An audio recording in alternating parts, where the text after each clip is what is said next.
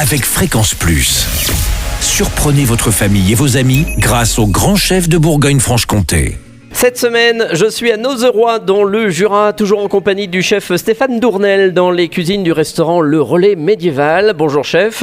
Bonjour Charlie. On pourrait croire que vous êtes habillé un peu comme autrefois, mais non, pas du tout. De temps en temps. M'arrive, oui. Est-ce qu'il y a une grosse fête ici à Nozeroy, c'est quoi, en juillet, en le août 4e dimanche de juillet. D'accord, et tout le monde L'assaut des s'habille. remparts. Voilà. Oui. Et là, tout le monde est habillé, tout le monde Avec une grande défile. table. Voilà, notamment. donc ça c'est quand même un moment attendu. Alors aujourd'hui, pour notre deuxième épisode, on va partir sur une terrine de sanglier. Forcément, à l'époque, on en mangeait aussi du sanglier. Voilà. Alors vous allez le proposer en terrine et il nous faut quoi? Du sanglier, forcément. Forcément, il faut... Et c'est la période en plus, hein, encore la chasse, bon c'est un peu fini en ce moment, mais on en a encore chez soi ou quelques chasseurs autour de chez soi. Voilà, tout à fait. Donc on prend 2 kilos de viande de sanglier avec 1 kilo de poitrine de porc D'accord, et 600 grammes de lard gras d'accord.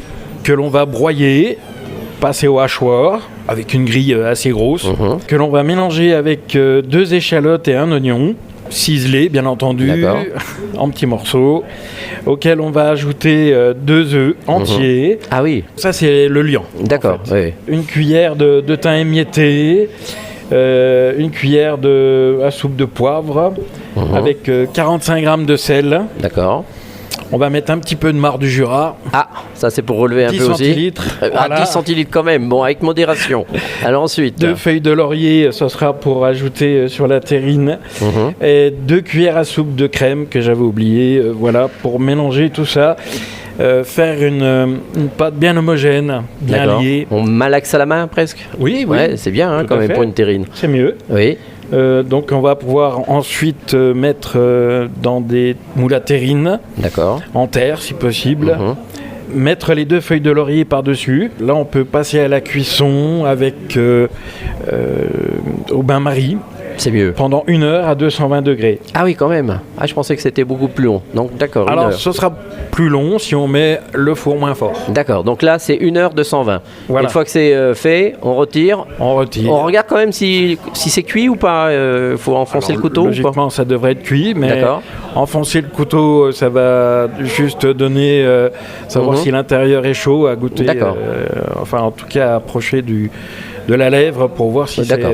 Très bien. cuit. Et là, c'est bon. C'est prêt. Donc on fait un petit accompagnement, une petite salade, une petite. Il faut laisser refroidir, bien entendu. Parce que chaud, c'est pas bon. Oui. On pourrait. Ah on oui. pourrait, oui. D'accord. Mais Mais c'est mieux celle-ci froid. est mieux froide, oui. Bon. Donc on Avec met- un petit confit d'oignon, Ah, voilà. pourquoi pas. Très bien. Et puis une petite salade, c'est parfait.